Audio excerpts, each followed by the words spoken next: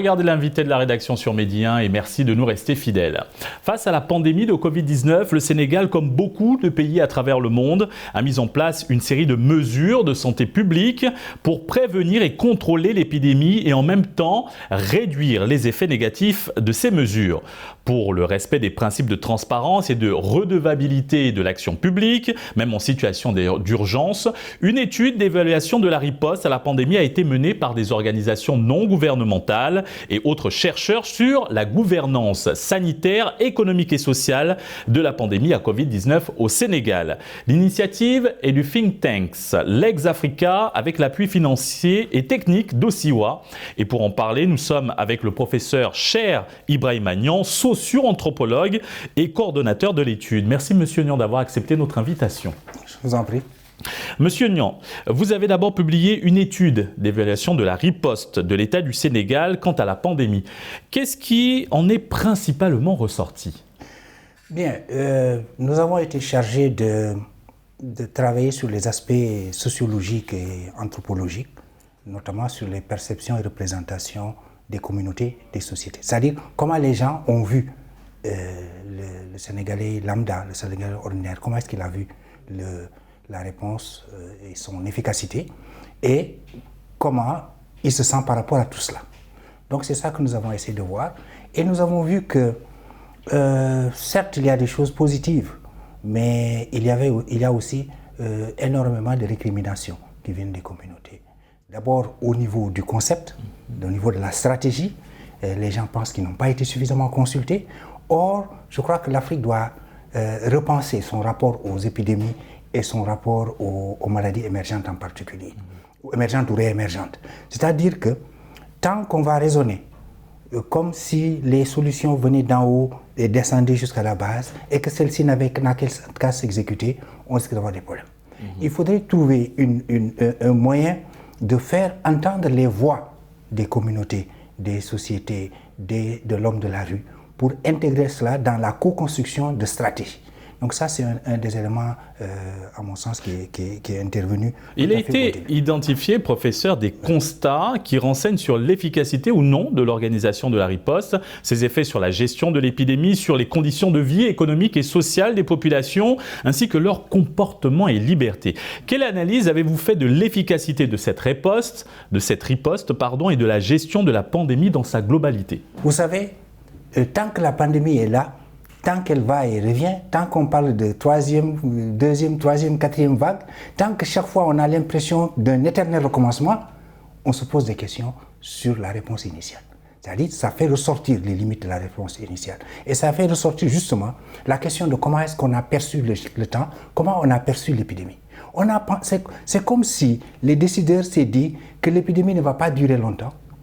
Alors on va marquer un grand coup, par notamment des mesures administratives draconiennes, et on va les accompagner par un petit soutien, au niveau des communautés pour faire avaler la pilule en quelque sorte. Mais ça ne se passe pas comme ça. Une épidémie, ça part, ça revient, c'est le long terme. C'est une course de fond. Ce n'est pas un coup KO. De deux, vous ne réglez pas le problème à la place des gens. Vous aidez les gens à régler le problème. Ce qui fait donc dans la conception elle-même, sa gestion du temps, la compréhension du temps, on n'a pas impliqué suffisamment de travail sociologique, socio-anthropologique et d'écoute des communautés pour co-construire avec elles. Votre rapport final rend compte d'un certain nombre de constats en 5 parties distinctes. Qu'en est-il de ces parties et quelles sont leurs particularités à chacune? Alors, au-delà du concept, qui va être une partie importante, qui va être transversale dans différentes parties, nous avons travaillé sur le contenu. Alors, le contenu, tout s'est passé comme si nous étions dans une situation humanitaire classique. Vous savez, l'Occident, les rapports internationaux ont construit une certaine manière de voir les urgences humanitaires et de les gérer, avec des déploiements, avec une aide qu'on donne aux populations. On a reproduit un peu ce modèle-là, et on a pensé qu'en donnant aux gens du riz, de l'huile, du savon, etc., ces éléments de base, on pouvait régler les questions. Non. En réalité, les choses ne se passent pas comme ça. Donc, quelle a été la part des populations pour choisir ce qu'elles veulent comme soutien. Peut-être que quelquefois, c'est les crédits de téléphone qui sont plus importants puisqu'il y a du riz à la maison. Peut-être que quelquefois, c'est la possibilité de communiquer qui va être plus importante. Peut-être que c'est d'autres formes de soutien à la création d'un capital social qui va accompagner. On ne règle pas, on ne pense pas à la place des gens. On ne peut pas penser à la place des gens. Donc, ce qui fait que cette partie va occuper une place importante. C'est-à-dire comment le contenu de cette aide-là de ce soutien a été fait. Ensuite, une deuxième partie, d'autres parties, rapidement, c'est le processus lui-même. Comment le processus a été contrôlé, qui a été impliqué. Et finalement, comment ce processus a été évalué par les gens eux-mêmes. Et quel sens on donne finalement à ces différents processus. Justement, revenons à votre évaluation. Qu'en est-il aussi des arguments de suivi et de contrôle que ce rapport fournit aux citoyens et de base d'évaluation et de prise de décision qu'il fournit au pouvoir public? Au pouvoir public, il essaie de montrer que pour gérer une pandémie, une épidémie comme ça, il faut préparer le pouvoir et préparer ses institutions à gérer la complexité. Les choses ne sont pas simples. Il faudrait donc, et dans cette complexité, faire intervenir les voix des communautés. Donc créer des mécanismes ou renforcer les mécanismes existants pour faire parler les communautés, ça c'est une chose. Une deuxième chose, c'est fournir des outils d'analyse et de prise de décision qui impliquent davantage les femmes. Parce que ce sont les femmes qui gèrent et qui produisent la santé au niveau domestique. Donc comment le pouvoir politique, le pouvoir public, le pouvoir de décision peut se mettre à la hauteur des femmes et les écouter. Peut-être que les femmes préfèrent qu'on leur envoie directement de l'argent plutôt qu'on leur donne du riz, du savon, etc. C'est-à-dire la femme, du fait de ses rôles sociaux dans la maison, elle gère plus que quiconque. Et écoutez les évaluations de ces catégories-là dans est-ce qu'il y a eu de la transparence? Est-ce qu'on a dépolitisé? Est-ce que d'autres enjeux ne sont pas entrés en ligne de compte? Donc, que le pouvoir crée des mécanismes de feedback pour réajuster à chaque fois et tirer les leçons par rapport à ces expériences-là. L'étude a mobilisé une équipe pluridisciplinaire de chercheurs spécialisés en droit de la santé, épidémiologie, économique et socio-anthropologie, comme c'est votre cas. Sur combien de temps l'avez-vous effectué et quelles ont été les différentes étapes de votre étude?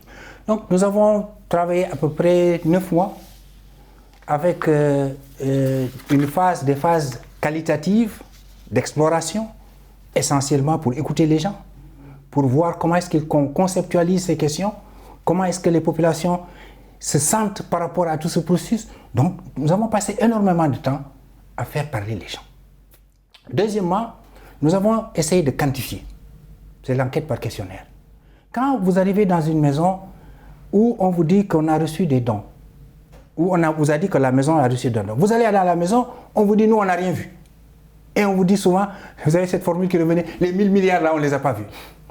Soit, effectivement, on ne les a pas vus, parce que quelque part, il y a eu des déviations, parce que quelque part, il y a d'autres enjeux qui sont entrés en ligne de compte, ou bien on les a vus, ça a été souvent le cas, mais ça a été nié. Alors, pourquoi est-ce que ça a été nié? Donc, le déni de cela, c'est parce qu'on a quelque part, il y a eu une dévalorisation de ce soutien. Pourquoi? Parce que les populations n'ont pas été consultées et n'ont pas été impliquées pour faire de cette opération leur propre opération. Professeur, votre première étude a été complétée par un rapport de perception qui propose une analyse socio-anthropologique des mesures de la riposte sénégalaise à la pandémie à Covid-19. Pour ce qui est de ces aspects socio-anthropologiques, quelles sont les perceptions des populations sur la riposte?